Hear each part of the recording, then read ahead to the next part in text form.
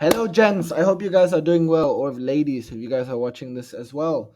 There are some of these principles which I want to show you guys because I am a professional football player and I have been struggling for so long until I learned some of these basic principles. Now, if you guys listen to these principles at first, they sound so like simple and like sound just so simplistic, like it doesn't even really make sense, but I promise you guys that some of these principles have more of a nuanced meaning. So if you guys, even though they sound simple at first, but if you understand it from a deeper perspective, then you guys will realize that shit, like a lot of this can actually tremendously change my life. But without further ado, let's literally jump straight to it. I want to teach you guys some of these amazing principles and hopefully see some changes in your life. Now, if you guys know this man is called Iman Ghazi, and I've been watching him since I was a teenager. And he's basically the online guru when it comes to entrepreneurship within the online space. And now there, these some of these principles are actually the principles he practices, and hence why I'm using him as a sheer example. But one thing I want you guys to basically understand right off the bat, and something that he's basically super good at, is being consistent at something. And whatever it is, even if it's just one thing, as long as you are consistent, you will be the best or become essentially one of the best operator within that particular skill. Like whatever it is, if you are consistent at it, you will become the best eventually over some time frame, like logically over some time. Now, in order to kind of substitute consistency, what is the type of framework that I use to become consistent? And that's where you basically structure a routine.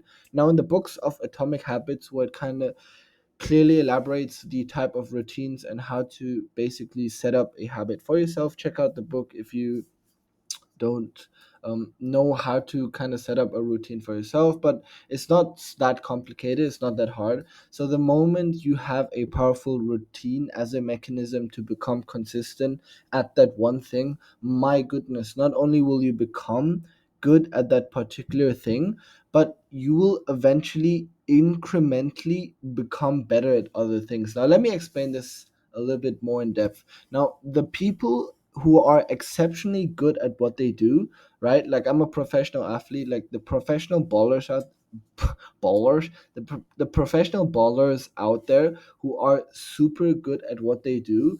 The crazy thing is they are actually good, or they are basically the masters of the basics. Like all the basics from passing, shooting, finishing, and dribbling, they are so good at the basics that incrementally meaning like over some period of time, it just looks like they are exceptionally great at the whole thing. And that's like the kind of a psychology it, or the kind of effect it has on you.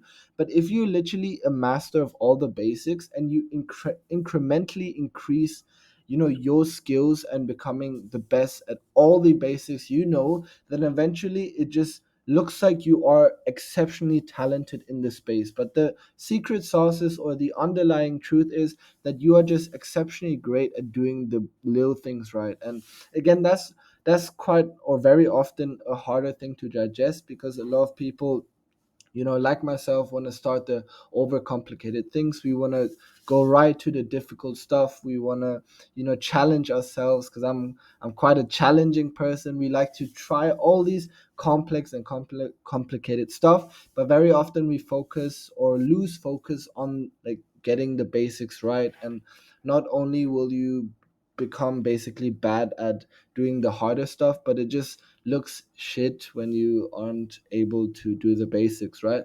Now, high testosterone levels. Now, this is a very interesting one, and I've actually seen this, or a specific person has kind of elaborated this quite well. Is Jacob Fitness. You guys can check out his YouTube channel as well.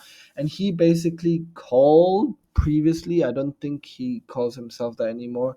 He called himself the CEO of testosterone, and he basically created an entire formula where he explains how much testosterone affects the efficiency of your operation and how you operate as a person.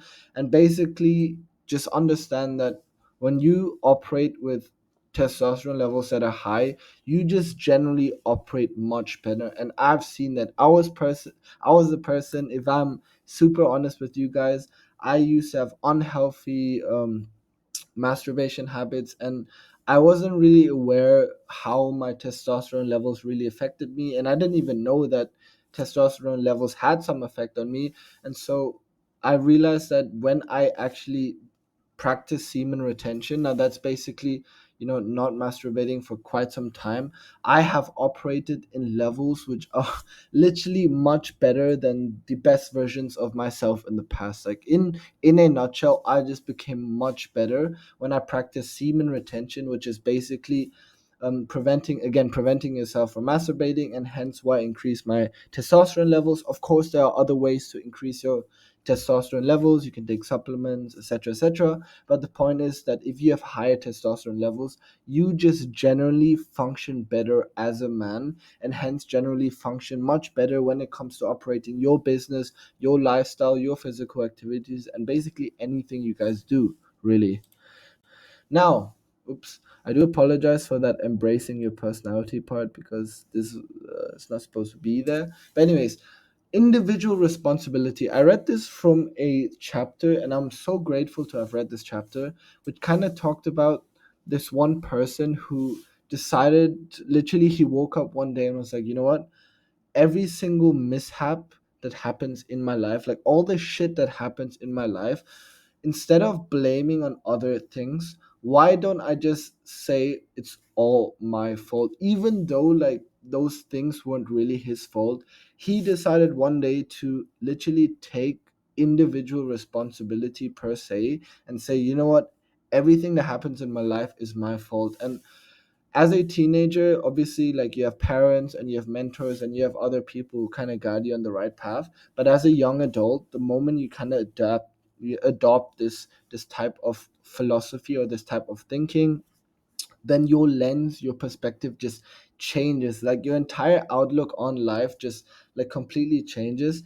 And I just feel like the moment you adapt, gosh, my vocabulary my vocabulary a little bit today, but the moment you adapt the individual responsibility into your own lens, like, I believe Jordan Peterson said this very, very often, like, you will start taking actions on so many things in life that will just, again, incrementally change many areas, especially the areas which I would like to call the dark areas, or the areas where you have been struggling, suffering, or, inducing some pain over some period of time.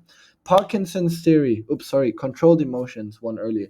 Controlled emotions is one that has been highlighted within, I would say, the social media realms, because you guys probably understand Stoic principles, Stoic philosophy, and even though it's misconceptualized today, the I would say the main vocal point here is to control emotions. And see how I said control, I didn't say suppress emotions, because a lot of people who, adapt the Stoic philosophy, the ancient Stoic principles, they kind of misunderstand Stoicism with suppressing emotion. But it's more of controlling your emotion and channeling it into areas which seem more appropriate towards that particular emotion. Now, Parkinson's theory is a theory that I've learned in, shit, where was it? I would say a couple of books: 4 Hour Work Week by Timothy Ferriss, and Atomic Habits, I believe it also said, and also The Subtle Art of Giving Fuck. Now, Parkinson's theory is mentioned in a lot of literature. That is my point, and it is mentioned in a lot of literature. Is why it is mentioned in a lot of literature is because it's, you guys can see it every single day. Like, you guys are probably experiencing it right now. Like, if you guys are in university or in, corporate company or work in organization, Parkinson's theory is basically all the deadlines that, suddenly got pushed up. Like, suddenly the deadline is like a few days or in a week. Like, suddenly the the time where you have to submit or, like, give some work becomes so tight that, like, suddenly you decide to get that work done now. And that is basically Parkinson's theory in a nutshell. And I like to explain it as the opposite of procrastination. Like, instead of, like, oh, I'm gonna do it next week or next month, like, You kind of force yourself unwillingly though to do the work because it's literally due very soon. And that is basically Parkinson's theory. Now, the shorter the time, the more focus and urge you are to complete it. Basically, what I just explained, the shorter the time it is to actually complete it, like complete that particular task, the more focus and urge you are to complete it. And it's literally because you have no choice. If you have to submit something, you have to submit something, right? And so if the deadline is very soon, you literally don't have a choice, and do or die, you have to get through the, what's the word, like get through the work and actually get the work done. I hope I summarized all of these principles quite well, but if you guys understand most of it, then I promise you guys, like, your life will change so much. And I'm experiencing this every single day. But yeah, I hope you guys understand these principles, and if it did help you, do give me a thumbs like. If not, I'll see you guys in the next video. Bye.